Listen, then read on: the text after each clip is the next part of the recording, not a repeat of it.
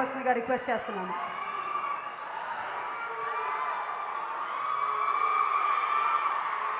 ముందుగా ఇక్కడికి వచ్చిన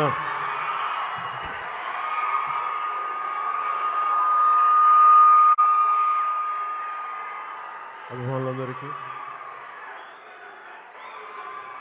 ఎంతో సహనంతో ఓపికతో ఇక్కడికి వచ్చి మీ ఆనందాన్ని వ్యక్తపరుస్తున్న మీ అందరికీ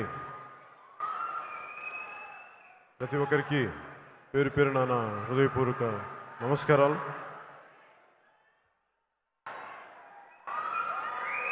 నేను ఎప్పుడు తేజ్ ఫంక్షన్స్కి ఎప్పుడు రాలేదు ఇప్పుడు దాకా. ఇప్పుడు నాకు ఎందుకంటే ఒకసారి తన మొదటి cinema function opening cinema shooting అప్పుడు వచ్చాను. ఆ తర్వాత ఎప్పుడు నాకు రాలేదు. దానికి కారణం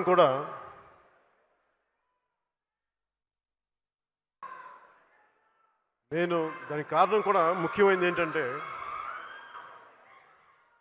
ఒకసారి ఒక దారిలోకి మనం అంటే ఇంట్లో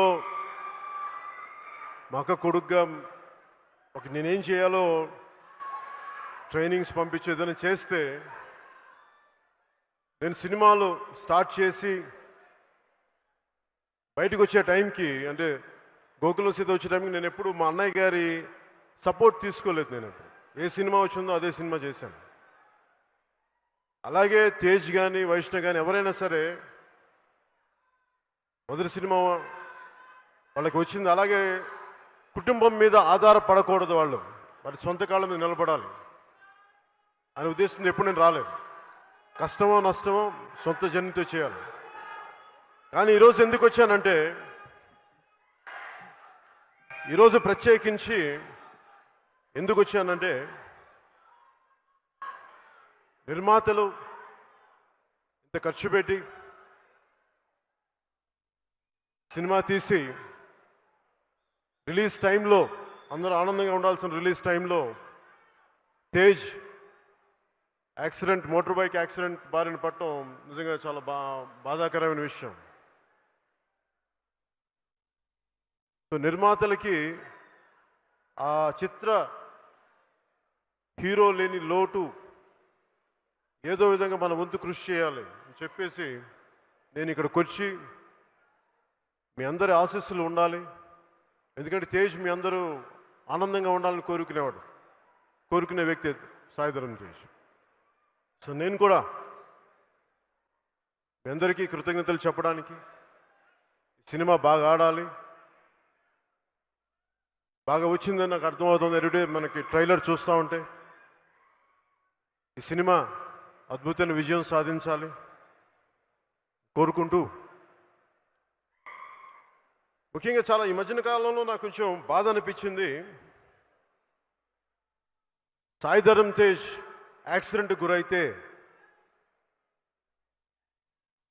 పాపం అందరూ కూడా రకరకాల పరిస్థితుల్లో సానుభూతి కానీ లేదంటే హరీష్ శంకర్ కానీ అందరూ ప్రతి ఒక్కరు సినిమాలు కానీ నిర్మాతలు కానీ అందరూ వచ్చి యాక్సిడెంట్కి గురైన తేజ్కి త్వరగా కోలుకోవాలని విషయం చెప్తూ, అలాగే చాలామంది మీడియా నుంచి కూడా చాలామంది మిత్రులు పెద్దలు అందరూ కూడా సంపూర్ణంగా కోలుకోవాలని చేసిన కూడా మీ అందరికీ కూడా మీడియా వారికి కూడా ప్రత్యేకించి నా హృదయపూర్వక కృతజ్ఞతలు తెలియజేస్తాను. కానీ కొన్ని ప్రోగ్రామ్స్ చూశాను నేను కూడా, నా దృష్టికి వచ్చింది తేజ్ యాక్సిడెంట్ ఎలా అయింది, హై స్పీడ్ చాలా స్పీడ్తో వచ్చేస్తున్నాడు, నిర్లక్ష్యంగా నడుపుతున్నాడు, ఇవన్నీ అని రకరకాల కథలు వస్తూ ఉంటే నాకు సింపుల్గా అనిపించింది, దీనికి పెద్ద స్పీడోమీటర్ కావాలా?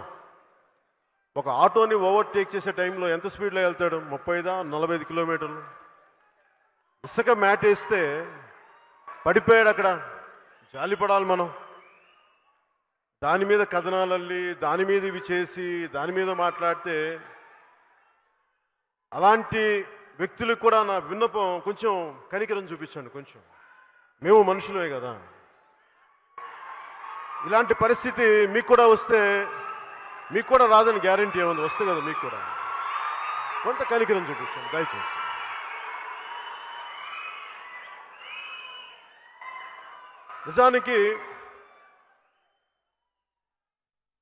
నిజంగా సినిమా ఇండస్ట్రీ అంటే ముందుగా నేను సినిమా హీరో, అలాగే ఈ సందర్భంగా రిపబ్లిక్ అనే సినిమా దేవకట్ట గారు తీసి గతంలో నేను ప్రస్థానం సినిమా చూశాను, చాలా చక్కటి సినిమా. అలాగే ఆయన ఆటో నగర్ సూర్య చేస్తున్నప్పుడు కూడా నిర్మాతలు చెప్తా ఉండేవాళ్ళు నాకు, ఆయన సంబంధించిన కలిసి నిర్మాతలు చాలా మంచి దర్శకులని. ఈ రిపబ్లిక్ సినిమా కూడా చాలా సామాజిక స్పృహతో తీసిన సినిమా. ఇలాంటి సినిమా రిపబ్లిక్ అని భారత రాజ్యాంగం ఏం చెప్పింది, మనకి ప్రాథమిక హక్కులేంటి, ప్రాథమిక హక్కులు అంటే మనకి అర్థం కాని భాష ఏం కాదు. ఒక మనిషిగా పుట్టాక నీ సొంతగా నీకు నీ పని చేసుకోగలగాలి, నీ హక్కులు నీకు ఉంటాయి, నీ జీవితం నీకు గడపడానికి హక్కులు ఉంటాయి. ఇది ఒక ప్రాథమిక మనిషికి ఉండాల్సిన అవసరాలు, అవే ప్రాథమిక హక్కులు. వాటి మీద మాట్లాడుతూ ఉంటారు. దాని గురించి ఆ ప్రాథమిక హక్కుల మీద మాట్లాడే సినిమా నాకు అర్థమవుతోంది రిపబ్లిక్ సినిమా. రిపబ్లిక్ అనగానే నాకు ఎప్పుడు కూడా, నేను ఎప్పుడు ఇంతవరకు ఏ సినిమాలు ఇచ్చాను చిన్నప్పటి నుంచి కూడా నాకు జై హింద్ అనకపోతే ఆ సభ నాకు ముగింపు జరగదు.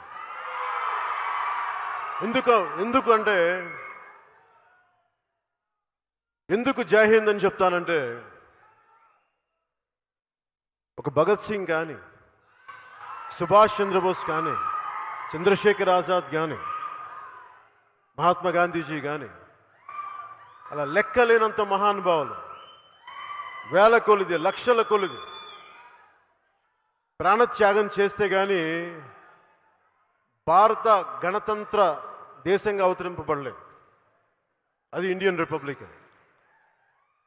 అంత గొప్ప దేశం ఇది, అంత గొప్ప త్యాగాలకి మూలం. రిపబ్లిక్ గురించి మాట్లాడాలి. అలాగే ఇప్పుడు రిపబ్లిక్ సినిమా చూస్తూ ఉంటే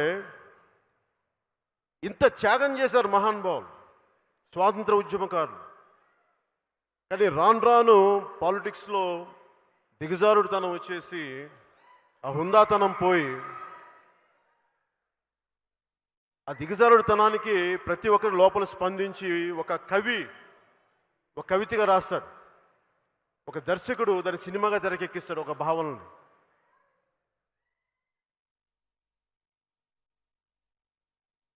శేషేంద్ర శర్మ గారు చెప్పినట్టుగా నీ స్వేచ్ఛ కోసం ఎంత రక్తం పారిందో తెలుసుకో. అది నీ శరీర క్షేత్రంలో ధైర్యం చల్లకపోతే, అది నీ గుండెల్లో ఆత్మగౌరవం పండించకపోతే, నువ్వు ఎప్పటికీ మోచేతి అంబలి తాగే బానిసల్లాగా బతకాలనుకుంటే ఎంత ద్రోహిగా మారావు ఆ పవిత్ర రక్తానికి, అచిందించిన రక్తానికి. ఇది ఎందుకు చెప్తున్నానంటే, మన దేశం కోసం ఇంతమంది చిందించారు. సినిమాల్లో విలువలు మాట్లాడటం ఒక ఎత్తు అయితే, దాని నిజ జీవితంలో ముందుకు తీసుకెళ్ళడం చాలా కష్టతరమైంది. నేను ఎప్పుడు కూడా ఒక మేజర్ అంటే ముఖ్యమైన అంశం గురించి మాట్లాడుతాను. అందరూ కూడా ఈ రోజున హరిశంకర్ కానీ, ప్రతి ఒక్కరు కానీ, దర్శకులు నిర్మాతలు దిల్ రాజు గారు ఉన్నారు, పెద్దలంతా ఉన్నారు. అందరూ కోరుకుంటుంది థియేటర్లో సినిమా చూడాలి, థియేటర్ ఆడాలి, థియేటర్ బాగుండాలి, థియేటర్లు రావాలి అని. మన కరోనా సమయం వల్ల ఎక్కువ మంది థియేటర్లకు వెళ్ళలేకపోతున్నాం, దానివల్ల కొంత ఇబ్బందులు ఉన్నాయి. అలాగే సినిమా పరిశ్రమ అనేది చాలా సెన్సిటివ్, చాలా ఈజీ టార్గెట్. సినిమా చాలా ఈజీ టార్గెట్ ఎవరికైనా. తేజు బైక్లో పడిపోయాడు, 45 కిలోమీటర్ల అత్యంత వేగంతో వెళ్తూ ఆటోని ఓవర్టేక్ చేస్తూ పడిపోయాడు. ఇలాంటి కథనాలు ఉన్నాయి. అలాంటి కథనాల కంటే కూడా ఇంకా ఇంట్రెస్టింగ్ కథనాలు మీకు చెప్తాను. ఎలా చెప్పాలి ఇంట్రెస్టింగ్ కథనాలు.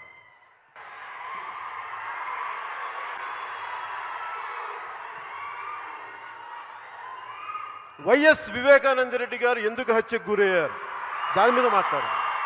తేజ్ యాక్సిడెంట్ మీద కాదు. తేజ్ 45 కిలోమీటర్ స్పీడ్తో వెళ్ళాడా అంటే అది మావాడి దురదృష్టం, మావాడి కర్మ. దానికంటే మీరు చేయాల్సింది వైఎస్ వివేకానంద రెడ్డి గారు ఎందుకు హత్యకు గురయ్యారు.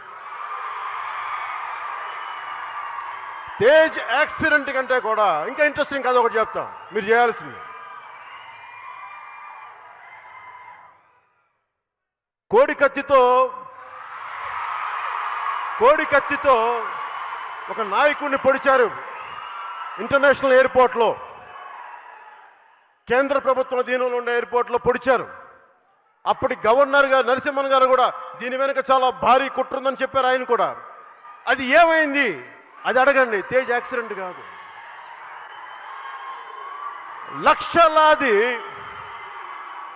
లక్షలాది ఎకరాలు గిరిజనులు పోడు భూముల్లో వ్యవసాయం చేసుకుంటా ఉంటే అది వారికి దక్కట్లేదు. అది ఎందుకు దక్కట్లేదు దాని మీద మాట్లాడండి. తేజ్ యాక్సిడెంట్ మీద కాదు మీరు మాట్లాడాల్సింది, వాటి మీద మాట్లాడండి. ఒక 6 ఏళ్ల చిన్నారి బిడ్డ చరిత అన్యాయంగా, అకారణంగా, అమానుషంగా హత్యకు గురైతే అది వదిలేసి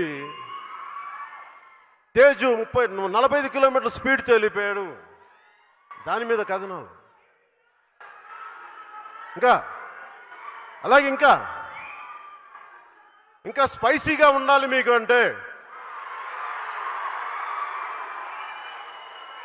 ఇంకా స్పైసీగా ఉండాలి అంటే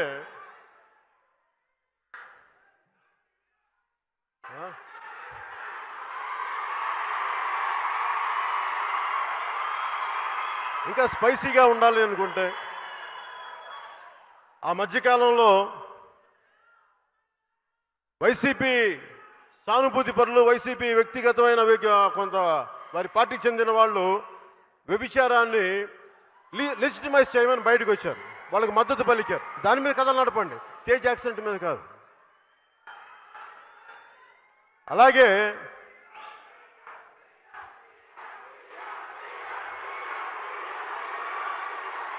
ఒక మాట చెప్తా, ఒక నిమిషం. ఇందాక సుమా గారు కానీ మీరు కానీ పవర్ స్టార్ అంటే పవర్ లేని కాడికి పవర్ స్టార్ అండి. తీయండి.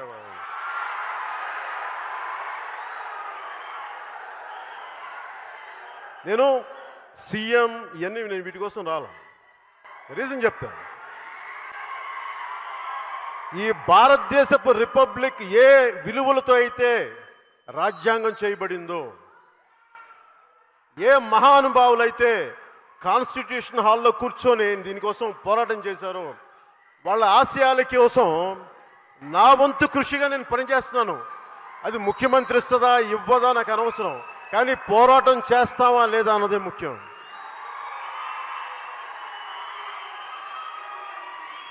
అలాగే తేజ్ యాక్సిడెంట్ కంటే కూడా ఇంకా ఇంట్రెస్టింగ్ విషయం చెప్తాం. టీడీపీ ఉన్నప్పుడు కాపు రిజర్వేషన్ గురించి మాట్లాడి వైసీపీకి వచ్చే కాపు రిజర్వేషన్ ఎందుకు మాట్లాడేస్తే దాని మీద కథనాలు చేయండి. రాయలసీమలో బలిజలు ఎందుకు నలిగిపోతున్నారు దాని మీద కథనాలు నడపండి. బోయ కులస్తులు ఎందుకు రాజకీయ ప్రాతినిధ్యం రావట్లేదు అది నడపండి. తేజ్ యాక్సిడెంట్ కాదు, తేజ్ మోటార్ బైక్ యాక్సిడెంట్ కాదు. ఒక ఆడబిడ్డ ఇంట్లోంచి బయటికి వెళ్తే క్షేమంగా ఎలా రావాలి దాని మీద కథనాలు నడపండి. మేము గౌరవిస్తాం. అంటే ఇన్ని సమస్యలు ఉన్నాయి, కానీ మీరు ఎవరు ఇందాక ఎందుకు చెప్తున్నానంటే రీజన్ చెప్తాను. సినిమా హీరోల మీద లేదంటే సినిమా వాళ్ళు ఎందుకు మాట్లాడగలరంటే వీళ్ళు సాఫ్ట్ టార్గెట్స్. వీళ్ళు ఏదైనా మాట్లాడితే ఎవరు రాజకీయ నాయకుల మీద మాట్లాడండి. అసలు ఇడుపులపాయలో ధనమూల ఏంటంటే టన్నులు కొద్ది ఏదో చిన్న నేల మూలికలు ఉంటాయని అక్కడ డబ్బులు ఉంటాయని పోలీసు వ్యవస్థ కూడా చెప్తా ఉంటారు నాకు. అక్కడ అది ఎంత నిజమో తెలియదు, కానీ దాని మీద కథనాలు నడపండి. అవి నడిపితే ఏం చేస్తారంటే ఇళ్లలోకి వచ్చి కొడతారు కదా. అందుకని వాళ్ళ గురించి మాట్లాడరు. తేజ్ యాక్సిడెంట్ గురించి మాట్లాడచ్చు. తేజ్ అమాయకుడు కదా, కళ్ళు తెరవకుండా ఇంకా కోమాలో పడున్నాడు కదా అక్కడ హాస్పిటల్లో. ఈ రోజు వరకు కళ్ళు తెరిచాడో లేదో నేను చూడలేదు. వాళ్ళ కళ్ళు మూసిపడున్నాడు తేజ్ అక్కడ. దాని మీద కథనాలు కాదు కావాల్సింది. పొలిటికల్ క్రైమ్ గురించి మాట్లాడండి, సినిమా వాళ్ళ గురించి కాదు మీరు మాట్లాడాల్సింది. పొలిటికల్ క్రైమ్ గురించి మాట్లాడండి. సమాజానికి అది కదా పనికొచ్చేది. అలాగే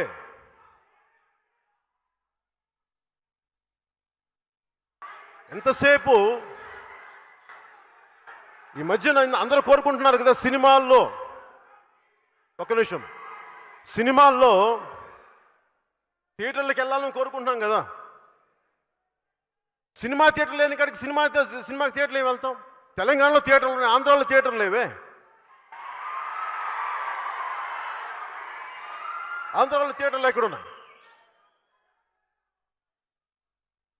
ఈ వైసీపీ నాయకులు ఏమనుకుంటారంటే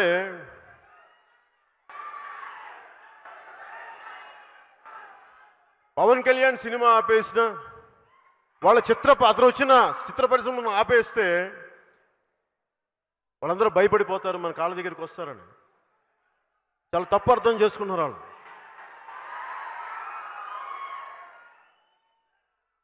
ఎందుకంటే మీ అందరికీ దృష్టికి తీసుకొస్తా ఉన్నా, నాకు చాలా బాధ వేస్తుంది.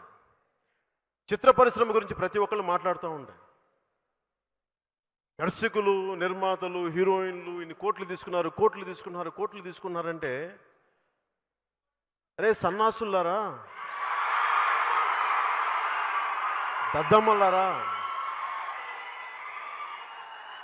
ఒక హీరో కానీ హీరోయిన్ కానీ దర్శకులు కానీ మీకు లెక్క చెప్తా. ఒక ఉదాహరణకు 10 కోట్ల రూపాయలు తీసుకుంటే హైయెస్ట్ ట్యాక్స్ ఇండియాలో 45% అంటే 10 కోట్లకి, సపోజ్ 10 కోట్లు ఎవరికైనా పంపించామనుకుందా ఒక హీరోకి, ఒకసారి ఎవరు అనుకోండి 10 కోట్లు పంపించారనుకుందా ఉదాహరణకి, పంపిస్తే దాంట్లో 1 కోటి రూపాయలు తీసేస్తారు, 10% సోర్స్లోనే కట్ చేస్తారు ట్యాక్స్, అంటే 9 కోట్లు. ట్యాక్సెస్ పోగా వాళ్ళ చేతికి వచ్చి ఎంత వస్తుంది? 4.5 తీస్తే 6.5 మిగులుతుంది, అంటే 6.5 కోట్లు. దీంట్లో వాళ్ళు మొత్తం వ్యవస్థను నడుపుకోవాలి. అది వాళ్ళు ఎవడ దోచింది కాదు, అది వాళ్ళ కష్టం మీద వచ్చింది. వాళ్ళకి ఎవడు దోచింది కాదు.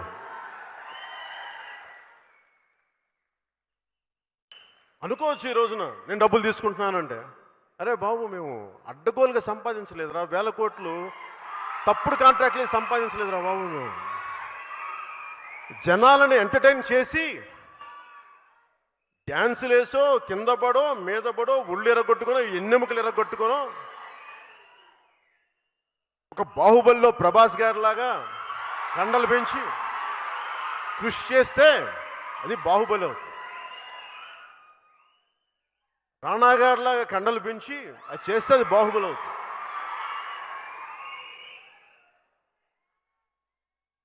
జూనియర్ ఎన్టీఆర్ గారిలాగా అద్భుతమైన డాన్సులు చేస్తే అప్పుడు డబ్బులు ఇస్తారు. ఒక్కరోజులో ఇవ్వాల ఎవరికి? రామ్ చరణ్ లాంటి హీరో అద్భుతమైన స్వారీలు చేసి అప్పుడు ఇస్తారు డబ్బులు. ఒక ఆడబిడ్డ హీరోయిన్గా రావాలి అంటే ఎక్కడి నుంచో, వేరే దేశాల నుంచో, ఎక్కడి నుంచో పాపం పక్క రాష్ట్రాల నుంచి వచ్చి అందరూ చూస్తుండగా డాన్సులు చేసి ఇబ్బంది పడి ఆ బిడ్డకి డబ్బులు ఇస్తే అది దాన్ని తప్పంటారేంటి? ఇది మీరు ఎవరిని తప్పనాలంటే ట్యాక్స్. ఇప్పుడు జలసాలో డైలాగ్ ఉంటుంది, హీరో ఏమంటాడంటే విలన్ తోటి, అరే మీరు మాలాగా ఉద్యోగాలు చెయ్యు, మాలాగా కష్టపడవు, మాలాగా ట్యాక్సులు కట్టవు, మాలాగా సిన్సియర్గా ఉండవు, ట్యాక్సులు కట్టవు, పోనీ మాలాగా తల ఉంచుకొని వెళ్ళవు, మీరు ఇన్ని చేసినా మా మీద జులుం చేస్తావు, నువ్వు వెళ్ళి రౌడిజం చేసుకో, గుండాయిజం చేసుకో, మేము తల ఉంచుకొని వెళ్ళిపోతాం, కానీ మమ్మల్ని బతకనివ్వరా బాబు మమ్మల్ని. అలా కాకుండా ప్రతిసారి కెలిగితే ఏమవుద్దంటే కుర్రోళ్ళు కామెడీగా చంపేస్తాను ఉంటుంది డైలాగ్. కుర్రోళ్ళు చాలా అని ఎందుకు చెప్తున్నానంటే ప్రతి ఒక్కరికి ఎవరికైనా సరే దేన్నైనా తెగేదాకా లాక్కండి అమ్మా దేన్ని. సినిమా ఇండస్ట్రీ కూడా, నేను సినిమా ఇండస్ట్రీ బాగు కోరి క్షేమం కోరేవాడికి చెప్తున్నా, నిర్మాతలు నష్టపోతే డబ్బులు వదిలేసుకున్నవాడిని. అలాగే ఎక్కడో మారుమూల నన్ను ఎవరు గుర్తించట్లేదు నా కళని అనే ఒక కిన్నెర మొగలయ్యని గుర్తిస్తే మేము డబ్బులు ఇచ్చాం. అది మా సంస్కారం, మేము చేస్తాం. అవి కూడా చూడండి. ఎవరైనా సరే మీరు దృష్టి పెట్టాల్సింది అక్రమ ఆర్జిత రాజకీయ నాయకుల మీద పెట్టండి, సినిమా వాళ్ళ మీద కాదు. వారి మీద మాట్లాడండి మీరు. అలాగే మీరు బలంగా మాట్లాడాల్సింది థియేటర్స్ ఉన్నాయి,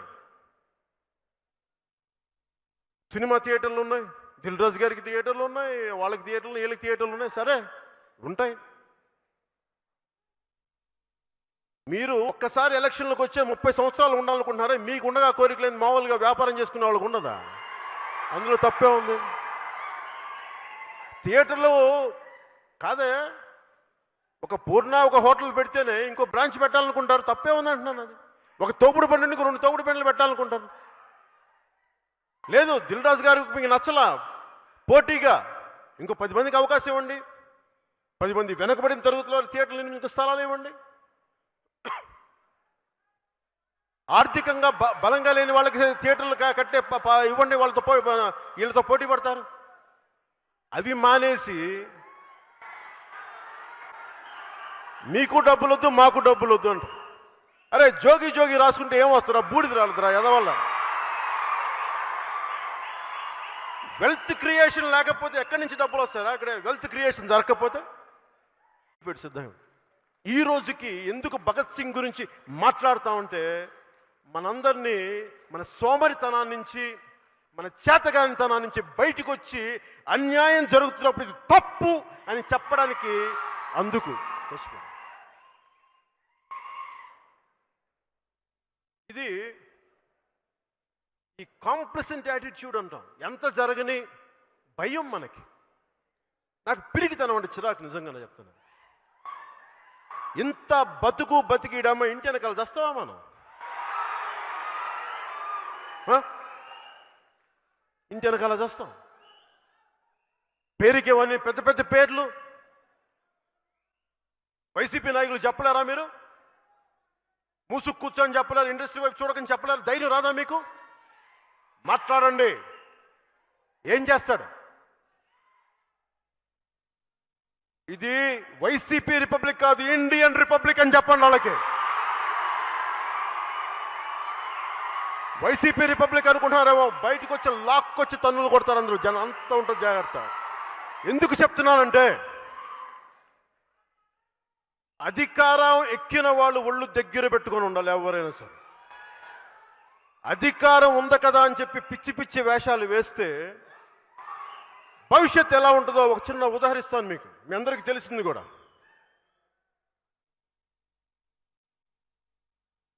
గడాఫీ, లిబియా.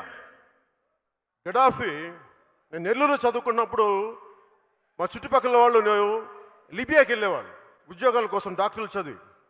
చాలా అద్భుతమైన జీవితం మాకని. అలాంటి గడాఫీ తన అధికారం కోసం చాలా మందిని చంపి అటు ఇటు చేసి వచ్చితే ఒక 20 సంవత్సరాల తర్వాత 25 సంవత్సరాల తర్వాత ఆ చేసిన తప్పులన్నీ వెంటపడి నడి రోడ్డులో మారుమూల చిన్న కుర్రోళ్ళు కొట్టి చంపేశారు గడాఫీని. ఇది మనందరూ ఆలోచించాలి. ఎందుకు చెప్తున్నానంటే అధికారం ఉంది కదా అని చెప్పి దాన్ని ఎడాపెడా విచక్షణారహితంగా మడుగు వాడేస్తే అది ఎటు దారి తీస్తో తెలియదు. అది ఎవరికైనా, అది అందరికీ కూడా. ప్రతి ఒక్కరు ఒళ్ళు దగ్గర పెట్టుకొని ఉండాలి. చాలా కాలం క్రితం నాకు రాజకీయాలు నిజంగా ఇంట్రెస్ట్ లేదు. రాజకీయాలు నాకు నిజంగా ఇంట్రెస్ట్ లేదు. సినిమాలోకి రావాలని లేదు. యాక్టర్ అవ్వాలని కూడా అనుకోలే. మహా అయితే ఒక పుస్తకాల షాపో లేదంటే ఒక మొక్కలు అమ్మే షాపు, లేదంటే చిరంజీవి గారికి బాడీ గార్డు, ఇంతకు మించి పెద్ద నాకు బదులు. అలాంటిది మన కర్మ సరిగ్గా లేక యాక్టర్ను పాలిటిక్స్లోకి వచ్చి. కానీ నేను నా దేశం కోసం పనిచేయాలనుకున్నాను. నా దేశం కోసం పనిచేయాలన్న తలంపు నన్ను ఒక నటుని చేసింది. దాన్ని ఇలా తీసుకుంటే నేను దానికి లొంగిపోయి పనిచేస్తున్నాను. నాకు ఇష్టంతో పనిచేయాలి, బాధ్యతతో పనిచేస్తున్నాను. అలాంటిది నేను ఎందుకు చెప్తున్నాను ఇదంతా, తేజ్ గురించో వీటికి సినిమా పరిశ్రమ గురించి చెప్తున్నాను, మా కష్టాలు చెప్తున్నాను. చాలామంది సినిమా ఇండస్ట్రీ ఏముంది, మీరు డాన్సులు చేసేవాళ్ళు, తైతక్కలు ఆడేవాళ్ళు అంటే, సినిమా ఇండస్ట్రీ కష్టం తెలుసా మీకు? ఈ ప్రశ్న మీకు చెప్పట్లేదు, ఇలాంటి చచ్చు ప్రశ్నలు వేసే సన్నాసులకి చెప్తున్నాను ఈ మాట. ఒక Trivikram Srinivas MSc nuclear physics చదువుకొని యూనివర్సిటీ ఫస్ట్ వచ్చి సినిమాలోకి వచ్చి. అలాగే సినిమా ఇండస్ట్రీకి కులాలు మతాలు ఉండవు. ఇక్కడున్న హరీష్ శంకర్ కరీంనగర్ వాస్తవ్యుడు, బిహెచ్ఎల్లో పెరిగిన కుర్రాడు. నా వకీల్ సాబ్ తీసిన వేణు శ్రీరామ్ ఒక ఎంబీసీకి చెందిన, వాళ్ళ నాన్నగారు ఒక టైలరింగ్ వృత్తి చేసే అలాంటి ఎంబీసీలకు చెందిన కుర్రాడు, ఉస్మానియా విద్యార్థి, వరంగల్ అనుకుంటా. ఇట్లా ఒక్కళ్ళు కాదు, ఇద్దరు కాదు. నాతో పనిచేసే చేయబోతే సురేందర్ రెడ్డి ఈస్ ఫ్రమ్ వరంగల్, చదువుకున్నవాళ్ళు. దేవకట్ట గారు రిపబ్లికన్ సినిమా రాయాలంటే ఎంత జ్ఞానం లేకపోతే సినిమాలు తీయలేరు. ఒక సినిమా తీయడం అంటే ఎంత కష్టమో, సక్సెస్ఫుల్గా ఉండడం ఒక దిల్ రాజు గారిని అడగండి.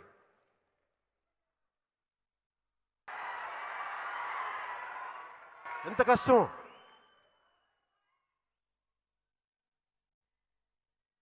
అలాగే చిత్ర పరిశ్రమ అంతా రకరకాల ప్రాంతాల నుంచి వచ్చిన వాళ్ళు, ఒక భారతదేశం అంతా ఇమిడి ఉంటుంది ఒక చిత్ర పరిశ్రమలో. ఇక్కడ ప్రాంతీయతత్వానికి కులతత్వానికి స్థానం లేదు. ఇక్కడ రకరకాల పార్టీల సానుభూతి పనులు ఉండొచ్చు, అది వేరే విషయం, అది బయట విషయం. చిత్ర పరిశ్రమకు వచ్చేటప్పటికి ఏదైతే మీకు అన్నం పెడుతుందో దానికి ఫస్ట్ గౌరవం ఇవ్వండి. ఎవరైనా సరే పార్టీలో మీకు మీ కృతజ్ఞతల తర్వాత బయటికి వెళ్ళి చేసుకోండి. మీరు ఓట్లు వేసుకుంటారా, పవన్ కళ్యాణ్ తిడతారా, బయటికి వెళ్ళి ఇబ్బంది, తిట్టారు, నాకు ఇబ్బంది లేదు. కానీ చిత్ర పరిశ్రమ జోలికి వస్తే మటుకు అందరం ఏకమవ్వాలి, చాలా అవసరం. ఒక బాహుబలి సినిమా తీస్తే నాకు అసూయ రాదు, మనోడు గెలిచాడు అనుకుంటాం. ఒక రాజమౌళి ఒక అద్భుతమైన బాహుబలి తీస్తే అది మా అందరికీ గర్వకారణం. ఒక హరీష్ శంకర్ ఒక కళగని ఒక చిన్న వయసులో కథలు రాసుకొని నలిగి కింద తిరిగి ఒక చిన్న పేద కుటుంబం నుంచి వచ్చినవాడు, నలిగి నేర్చుకొని తను ఈరోజు సక్సెస్ అయితే అది చాలా గర్వంగా ఉంటుంది. అది అందరికీ గర్వంగా ఉంటుంది. అందులో నేను హీరో కాకపోవచ్చు, ఇంకొకరు కావచ్చు, ఎవరైనా కావచ్చు. సర్వే జనో సుఖినో భవంతు, that is the spirit of our republic.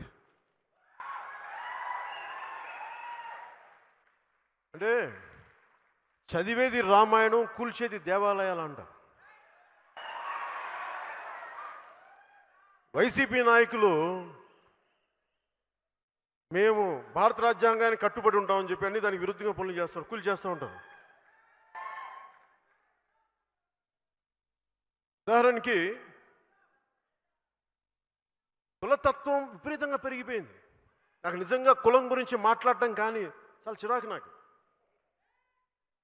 ఎందుకంటే నేను ఏ కులంలో పుట్టాలి, ఎలా పుట్టాలి అనేది మీకు నాకు ఎవరికి, అది మనం కోరుకుంటే వచ్చింది కాదు. It's an accident, freak accident. అది ఏ కులంలో పుట్టాలి, ఎక్కడ పుట్టాలి, ఏ దేశంలో పుట్టాలి మన ఎవరికి చాయిస్ లేదు. కానీ మనం ఎలా ఉండాలి అది మన చాయిస్.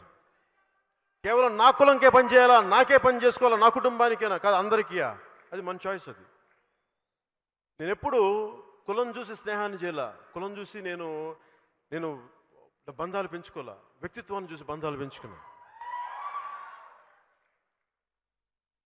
ఒక మొగిలయ్య దళిత కులాలకు చెందిన మొగిలి. ప్రొఫెసర్ సుధాకర్, నేను గౌరవించే ప్రొఫెసర్ సుధాకర్, మైనారిటీ తాలూకు ముస్లింల తాలూకు మనోభావాలు మీరు చెప్పండి నాకు ఎలా ఉంటాయో నాకు తెలియదు తీసుకొచ్చాను. అంటే ఇలా మేము ఆలోచిస్తాం తప్ప మావాడే ఉండాలి, మా కులమే ఉండాలి అని ఆలోచించే వ్యక్తిని కాదు. అందరూ బాగుండాలని కోరుకునేవాడు. కానీ దురదృష్టవశాత్తు కొంతమంది కేవలం కులాలకే పరిమితం అయిపోతే రిపబ్లిక్ స్పిరిట్ పోద్ది. ఆ కాంటెక్స్లో చెప్తాను కులాల గురించి.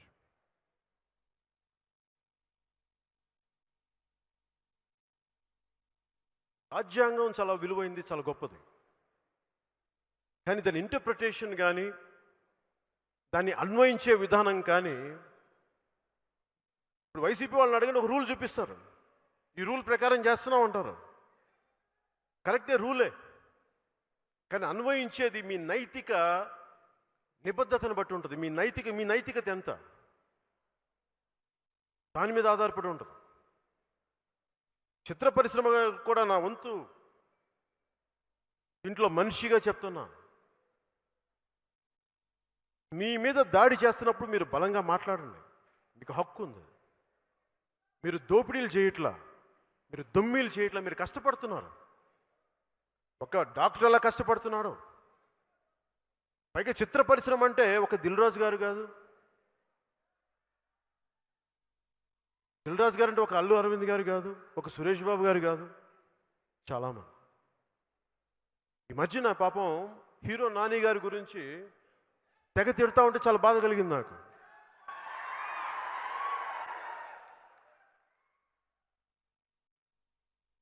ఎందుకు బాధ కలిగిందంటే అక్రమాలు అన్యాయాలు ఏం చేయలేదే, కానీ హీరోగా ఒక సినిమా చేసుకొని అది రిలీజ్ కోసం థియేటర్లో ఒక సైడ్ థియేటర్లో క్లోజ్ అయిపోయి చేస్తే ఏం గత్యంతరం లేక వెళ్తే థియేటర్ యజమానులు అందరూ అబ్బాయి మీద పడితే అబ్బాయి ఏం చేస్తాడు? వెళ్ళి వైసీపీ నాయకులతో మాట్లాడుకోండి, మీరు ఆ అబ్బాయి మీద ఏం చేస్తారు? అబ్బాయి తప్పే ఉంది.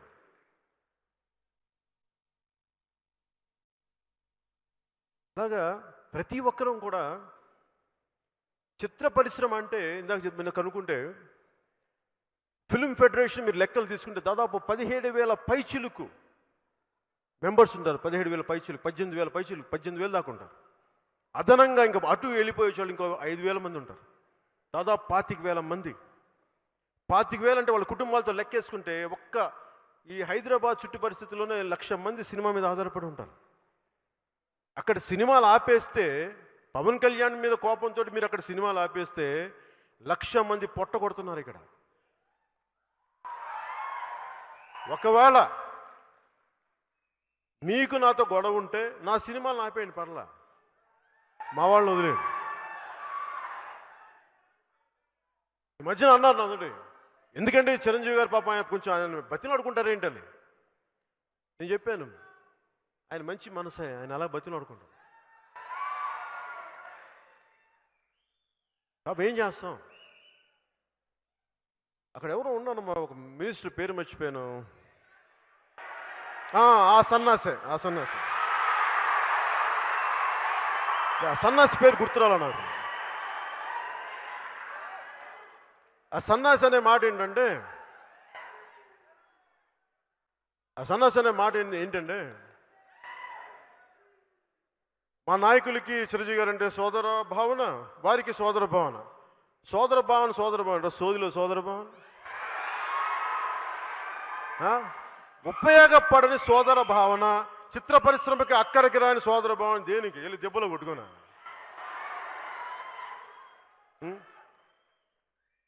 మీ అందరికి ఇబ్బంది ఉండొచ్చామని మాట్లాడటం ఇలాగా.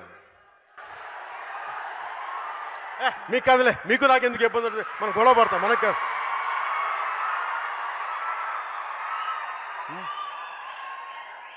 అయ్యా అంటే చిత్ర పరిశ్రమ ఇలా మాట్లాడితే వాళ్ళు మొత్తానికి ఆపేస్తారంటే వైసీపీ నాయకులు ఎలాంటి వాళ్ళు చెప్తాం మీకు. ఉపరాష్ట్రపతి వెంకయ్యనాయుడు గారినే వాళ్ళు క్షమించలేదు, అంత నీచంగా మాట్లాడారు.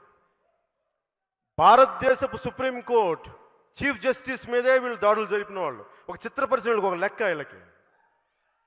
వారి 1,00,000 కోట్ల ముందు తిప్పి కొడితే 2,000 కోట్లు 2,000 చిల్లర కోట్లు ఉండే తెలుగు చిత్ర పరిశ్రమ లెక్క వాళ్ళకి.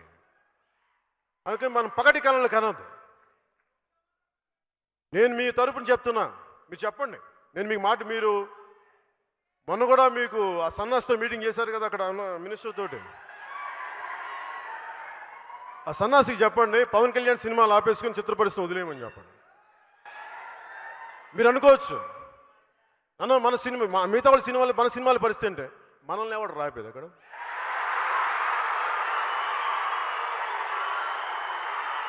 వీళ్ళు ఆపేదో చూస్తూ కూర్చుంటావా?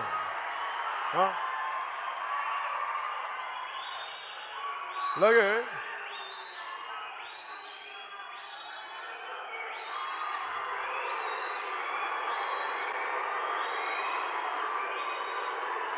రిపబ్లిక్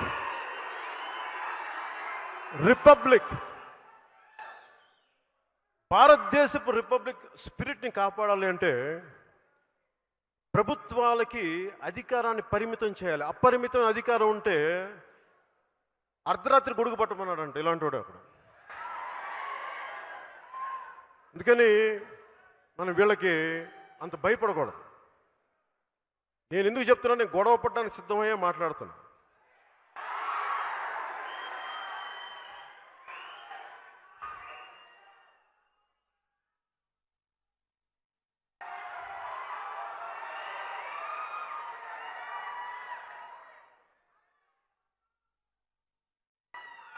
ఆంధ్రప్రదేశ్లో సింగిల్ థియేటర్స్ 1100 1500 ఒక 1000 1200 అనుకోండి, 1100 1200తో ఉన్నాయి. ఒక థియేటర్ మెయింటైన్ చేయడానికి దాని మీద ఒక 20 మంది పనిచేస్తారు.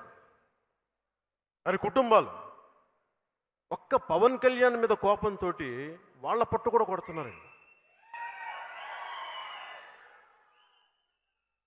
అంటే చిత్ర పరిశ్రమలో అంటే ఏం లేదు, వీళ్ళు మేము తిప్పి కొడితే మీరు ఒక కాంట్రాక్ట్ సంపాదించిన డబ్బులు కూడా మేము సంపాదించున్నాం, మీరు ట్యాక్సులు కూడా కట్టరు కదా దానికి. అంటే ఇవి చిత్ర పరిశ్రమలో ప్రతి ఒక్కరు కూడా దేవకట్ట గారిని చూసి నేర్చుకుంటే ధైర్యంగా మాట్లాడండి. ఇది మాకు ఇబ్బందిగా ఉందని చెప్పండి. ఇబ్బందిగా ఉంది మాకు. ఎందుకంటే మీరు బానిసలు కాదు, మీరు ప్రభువులు, ప్రజలే ప్రభువులు, ప్రజల కొరకు ప్రజల కోసం. That is the spirit of republic. మీరేంటి భయపడతారండి? మీరు చెప్పండి. ఉదాహరణకి యువ దర్శకులు చాలామంది ఉన్నారు. మా హరీష్ శంకర్ గురించి నా సందేహాలు, రవి గారి గురించి నా సందేహాలు, వీళ్ళు గట్టి పోరాట యోధులు మాట్లాడండి. పోరాటాలను మీరు కత్తులు తీసుకొని కట్టాలు తీసుకొని మాట్లాడమని చెప్పండి. ఒక అభిప్రాయాన్ని స్థిరంగా స్ఫుటంగా చెప్పండి, భయపడకుండా. భారతదేశం, భారత రాజ్యాంగం మనకు కల్పించిన హక్కు ఇది.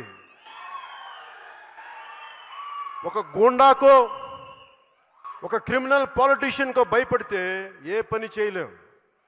అలాంటప్పుడు నేను లేస్తే మనిషిని గాను, మా వంశాలు వేరు, మా ఇవేరు అని డైలాగులు చెప్పకండి. అప్పుడు బయటికి వచ్చి ధైర్యంగా మాట్లాడండి.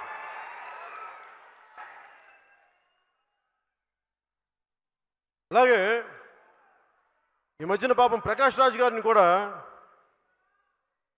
ఏమన్నారు, అదేంటి వేరే ఏముంటావా, అది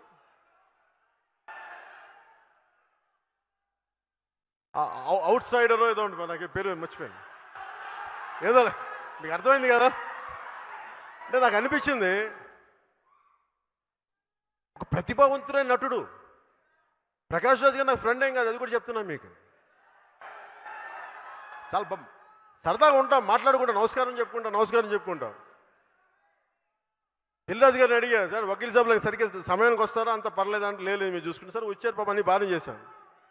సినిమా రిలీజ్ అయిన తర్వాత ఆయన వెళ్ళి పవన్ కళ్యాణ్ ఇలా చేయకుండా ఉండాల్సిందని ఏదో ఎన్నికల గురించి మాట్లాడితే నాకేం తప్పని, తర్వాత మళ్ళీ కలిసి యాక్ట్ చేసాం, పెద్ద సీన్ చేసాం మళ్ళీ తర్వాత. ఇది నేను ఎందుకు చెప్తున్నానంటే, మాలో మా గొడవలు ఉంటాయి. ఏ గొడవలు అవి?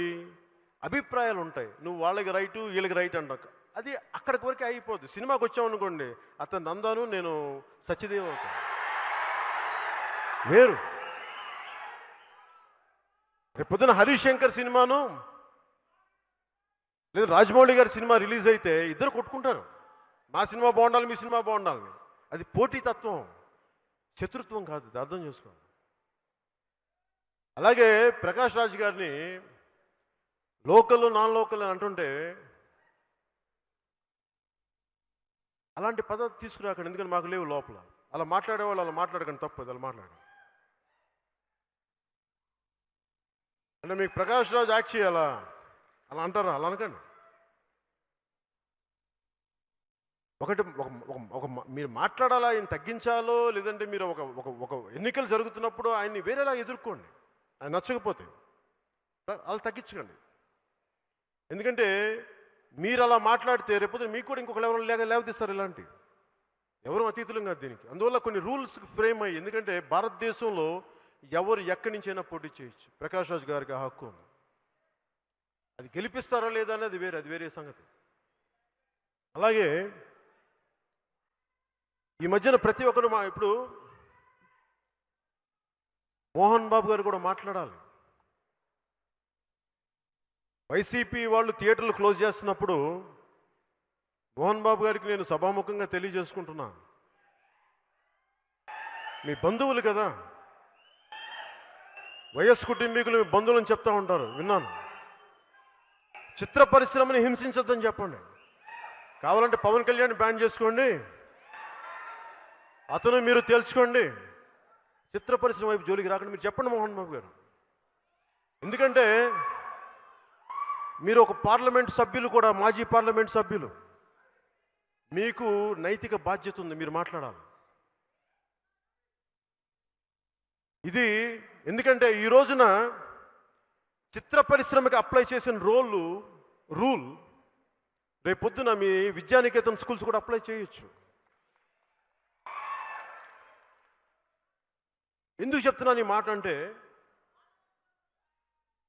జర్మనీలో రెండో ప్రపంచ యుద్ధంలో మార్టిన్ నిమోలర్ అని చెప్పి ఒక క్లోజీమెన్, అంటే ఈ పాస్టర్ అన్నమాట, ఒక ప్రొటెస్టెంట్ పాస్టర్, హిట్లర్ చూసి ఇతను దేశాన్ని ఏదో బాగు చేస్తాడని చెప్పి ఆయనకి చాలా వత్తాసు పలికాడు. ఆయనకి వత్తాసు పలికిన తర్వాత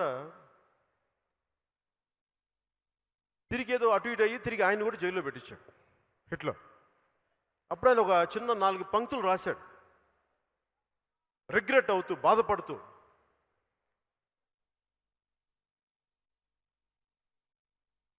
హిట్లర్ సైన్యం ఎస్ఎస్ కమ్యూనిస్టుల కోసం వస్తే నేను మాట్లాడలేదు, ఎందుకంటే నేను కమ్యూనిస్ట్ని కాదు కాబట్టి. హిట్లర్ ఎస్ఎస్ సైన్యం సోషలిస్టుల కోసం వస్తే నేను సోషలిస్ట్ కాదు కదా, నేను మాట్లాడలేదు.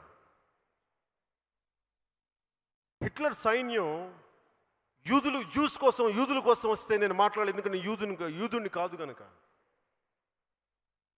హిట్లర్ సైన్యం సోషలిస్టుల కోసం వస్తే నేను మాట్లాడలేదు, ఎందుకంటే నేను సోషలిస్ట్ని కాదు కనుక. హిట్లర్ సైన్యం క్యాథలిక్ల కోసం వస్తే నేను క్యాథలిక్ల కోసం మాట్లాడలేదు, ఎందుకంటే నేను ప్రొటెస్టెంట్ని కనుక. హిట్లర్ సైన్యం నా కోసం వస్తే నా గురించి మాట్లాడడానికి ఎవరు లేరు, అందరూ చచ్చిపోయినారు. అది మర్చిపోవద్దు. నీ కులం సమస్య మా పార్టీ సమస్య కాదు. ఒకసారి విలువ తప్పుతున్నప్పుడు అది ఏదో ఒక రోజున తిరిగి మీకు కూడా వస్తుంది. అందుకని చెప్తున్నాను మోహన్ బాబు గారికి, ఒక మోహన్ బాబు గారికి కాదు, ప్రతి ఒక్కరికి. ఈ కులం ఆ కులం అని లేదు, అందరం కూడా చాలా బాధ్యతగా ఉండకపోతే ఈ రిపబ్లిక్ తాలూకు రాజ్యాంగ స్ఫూర్తిని చేతులు చంపేసుకునే వాళ్ళం అవుతాం.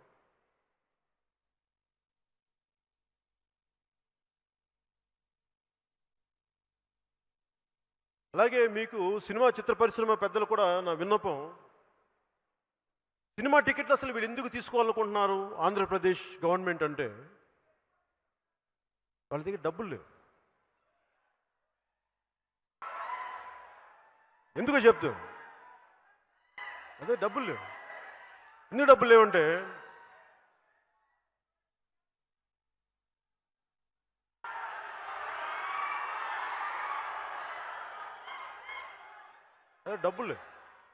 డబ్బులకి ఏంటంటే, ఈ చిత్ర పరిశ్రమలో వచ్చిన సంపదని గవర్నమెంట్ ఖజానాలోకి వెళ్తే దాని మీద బ్యాంకులకి చూపించవచ్చు, మాకు ఇంత ఆదాయం ఉంది,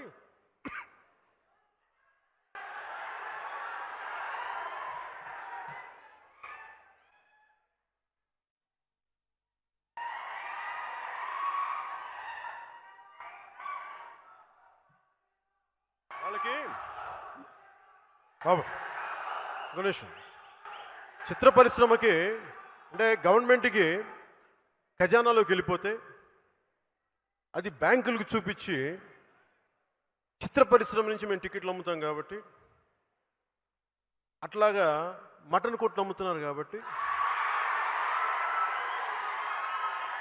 ఎలా ఇసుక అమ్మేసుకుంటున్నాం దాని మీద వచ్చే ఆదాయం బూమ్ బూమ్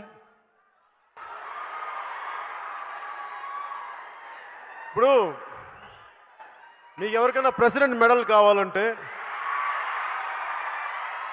గ్యాలంటరీ అవార్డు కావాలి. కానీ ఆంధ్రప్రదేశ్కి వెళ్ళి మీకు ప్రెసిడెంట్ అవార్డు కావాలంటే ఒక బ్రాందీ షాప్ ప్రెసిడెంట్ అవార్డు ఇస్తాడు క్వార్టర్ బాటిల్. సో వాటి మీద ఆదాయం ఉంది.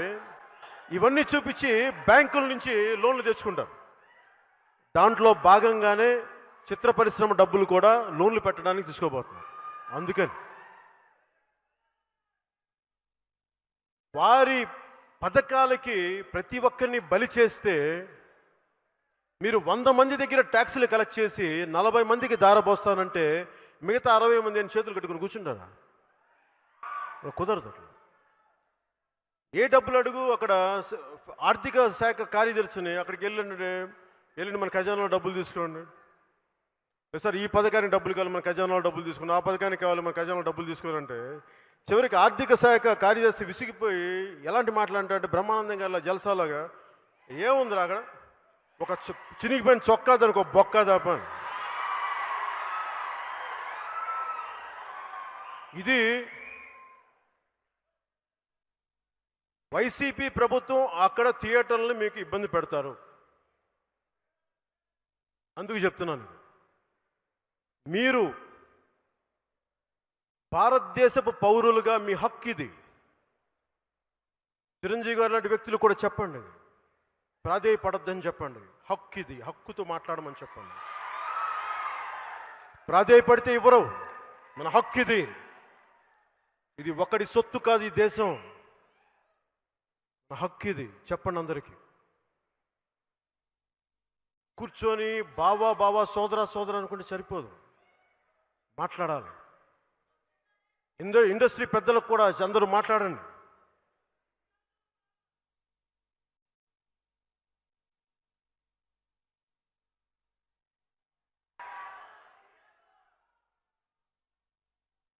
ఇది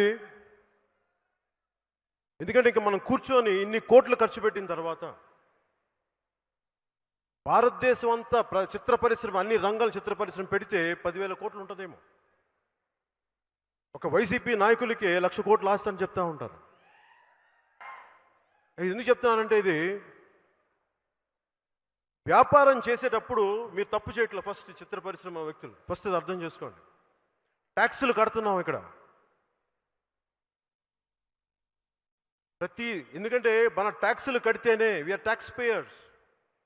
ట్యాక్సులు కడితేనే కేంద్ర ప్రభుత్వం రాష్ట్ర ప్రభుత్వాలైనా వాళ్ళు అభివృద్ధి పథకాలు నడుపుతాయి. మనం ఎవరిని దొయ్యట్లా. చెప్పండి, ధైర్యంగా చెప్పండి. అలాగే చిత్ర పరిశ్రమకు సంబంధించి సినిమా తీసేవాళ్ళు మాట్లాడండి, సినిమా తీయని వాళ్ళు మాట్లాడకండి. మీరు బలంగా చెప్పండి. భయపడతారేంటి, ఆలోచిస్తారేంటి, సున్నితంగా ఉంటారేంటి? మీకు ధైర్యం లేకపోతే ఎట్లా? అల్ప విద్వాంసులంతా మాట్లాడుతుంటే కూర్చొని మీరు సంపూర్ణ విద్వాంసులు చూస్తూ కూర్చుంటే ఎట్లా? అల్ప విద్వాంసులకి మీరు అవకాశాలు ఇవ్వకండి. బయటికి రండి, మాట్లాడండి, తప్పని చెప్పండి, ఖండించండి అవసరమైతే. ఇలా రిపబ్లికన్ సినిమా తీసి మళ్ళీ మనం భయపడతా కూర్చుంటే ఈ రిపబ్లిక్ స్ఫూర్తి పోయినట్టే కదా. మనం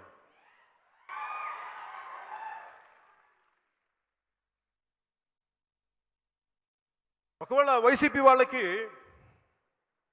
అనిపించచ్చు తెలుగు సినిమాలు తీయకపోయి మేము బ్యాన్ చేస్తామంటే అప్పుడు ఏం చేస్తారు వాళ్ళు? మీ వైసీపీ ఆస్థాన విద్వాంసులతోటి ఈ గంట గడిస్తే చాలు, ఓ అరగంట వస్తే చాలు, పట్టుమని 10 నిమిషాలు చప్పున వస్తా ఇట్టే చల్లారిపోతే ఇలాంటి టైటిల్స్ తోటి కాకినాడలో చాణక్య చంద్రగుప్త మీ ఎమ్మెల్యే హాలు రిలీజ్ చేసుకోండి. చిత్ర పరిశ్రమ వైపు తెలుగు చిత్ర పరిశ్రమ వైపు ఆంధ్రప్రదేశ్ ప్రభుత్వం మీ తీరు మారకపోతే